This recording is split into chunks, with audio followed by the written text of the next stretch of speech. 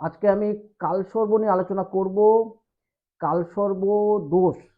কালসর্প দোষ আমরা শুনে থাকি, খুবই প্রচলিত একটা ওয়ার্ড, যে জন্মছকে কালসর্প আছে, কালসর্প। তো অ্যাকচুয়ালি কাল মানে কি? কাল মানে সময়, আর সর্প মানে একটা স্নেক বা সাপ। তো আমরা যখন পৃথিবীতে আসি, আমরা যখন পৃথিবীতে আসি, তখন আমাদের একটা জীবন চক্র শুরু হয়, এবং চক্র প্রথম থেকে শুরু করে শেষ অবধি এই যে একটা সাইকেলিং, এই যে একটা কাল, সেটাকেই আমরা কাল কাল সর্প, এটা সর্পের সঙ্গে তুলনা করা হয়।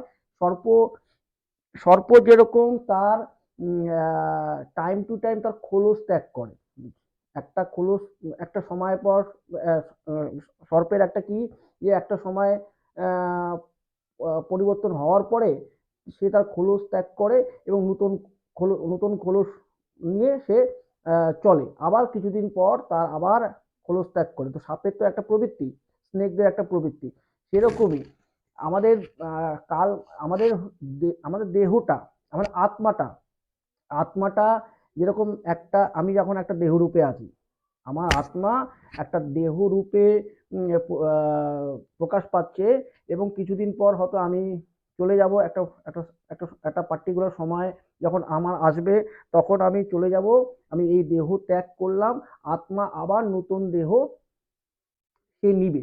এই যে চক্র, এই যে আত্মার যে চক্র, সেটা আমাদের সর্পের যে সঙ্গে তুলনা করা হয়েছে।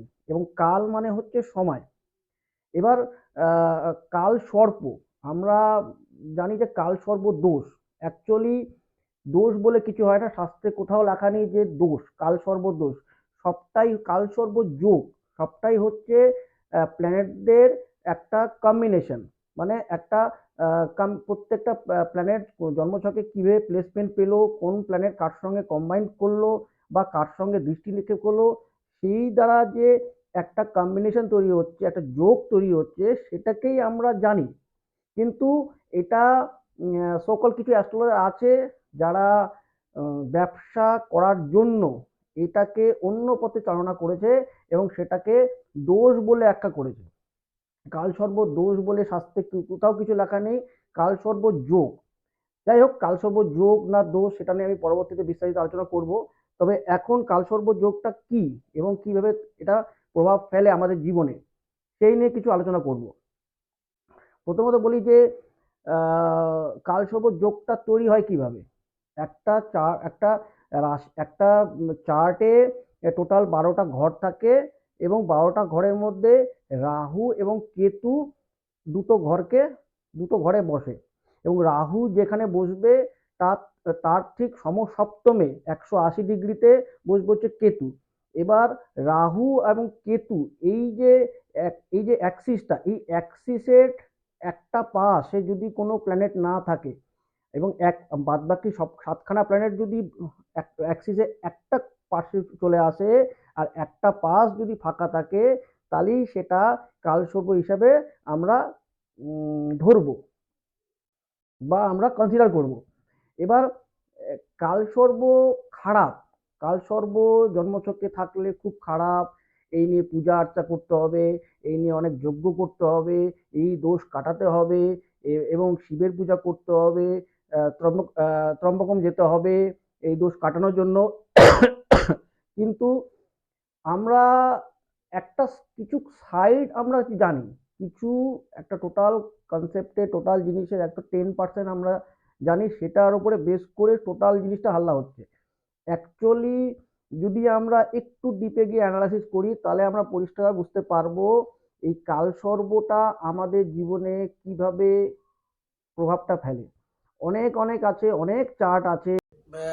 এইসব চার্ট অনেক বেশি সাকসেসফুল, এবং এই কম্বিনেশন থাকাতে তারা অনেক অনেক বেশি উন্নতি করেছে, অনেক সাকসেসফুল পোস্টে বসে আছে, এবং বড় বড় জায়গায় তারা আসে।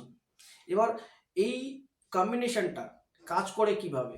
কম্বিনেশনটা অ্যাপ্লিকেবল হয় তখনই যখন অ্যাক্সিসের এক পাশে প্ল্যানেট থাকবে না, এক পাশে প্ল্যানেট থাকবে।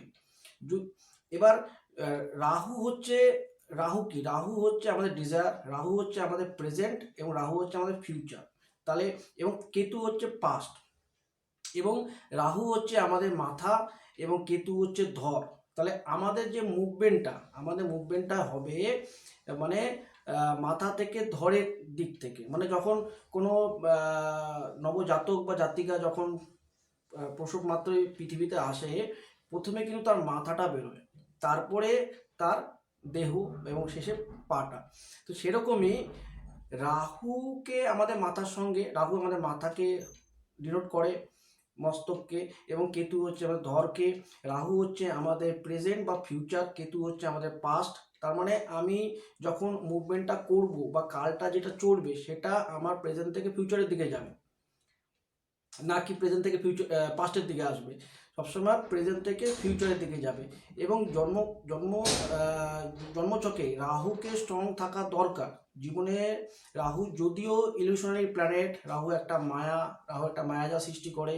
অ্যাকচুয়ালি আমরা সবাই তো এই মায়াজালের মধ্যে আবদ্ধ। আমাদের জীবনে উন্নতি বা অবনতি সবটাই কিন্তু মায়ার মধ্যেই চলছে। তো রাহু মাস্ট প্রাইম থাকতে হবে, যে জন্মচক্রে শক্তিশালী। এবার যদি এই কালসর্প যোগে রাহু কিন্তু প্রচন্ড স্ট্রং। কিভাবে স্ট্রং? রাহুর রাহুর এনার্জিটা ফ্লো হয় রাহুর এনার্জিটা ফ্লো হয় রাহু থেকে কেতুর দিকে। রাহুর মুখে থাকে 20টা এবং কেতুর লেজে। তাহলে যখন এনার্জি, রাহু সবসময় ক্লকওয়াইজ মুভমেন্ট করে এবং বাদবাকি প্ল্যানেটটা সবসময় অ্যান্টি ক্লকওয়াইজ মুভমেন্ট করে। এবার এনার্জিটা যখন ফ্লো হচ্ছে রাহু থেকে কেতুর দিকে, যদি ঘরগুলো ফাঁকা থাকে, প্ল্যানেট না থাকে, তাহলে তার এনার্জির কোনো বাধা প্রদান হচ্ছে না বা কোনো অবস্টাকল নেই।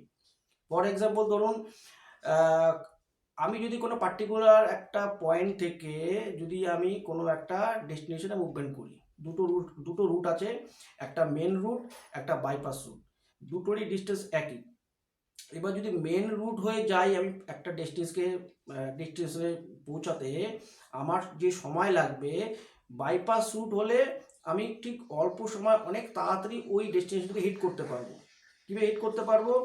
মেন রুটে অনেক ট্রাফিক থাকবে, মেন রুটে অনেক জাম থাকবে, আমাকে জাম, ট্রাফিক এগুলো পার করতে করতে আমার অনেকটা সময় লাগবে। তার মানে আমার মুভমেন্টটা প্রাপ্ত হয়ে যাচ্ছে।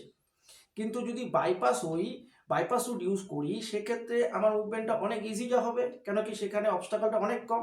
এক্স্যাক্টলি এরকমই সেই অ্যাক্সিসের এনার্জির ফ্লোটা, রাহুর এনার্জির ফ্লোটা যখনই বাধাপ্রাপ্ত হবে না এবং সে ফ্রিলি মুভমেন্ট করবে এনার্জিটা রাহু থেকে কেতুর দিকে, তাহলে সেই অ্যাক্সিসের পাওয়ারটা অনেক বেশি শক্তিশালী, অনেক পাওয়ারফুল। রাহু এখানেই স্ট্রং হয়ে গেল। তো সেক্ষেত্রে এই কালসর্প যে কম্বিনেশন বা যোগটা তৈরি করছে, সেটা অনেক বেশি পাওয়ার অন্যান্য যদি কালসর্প না থাকে।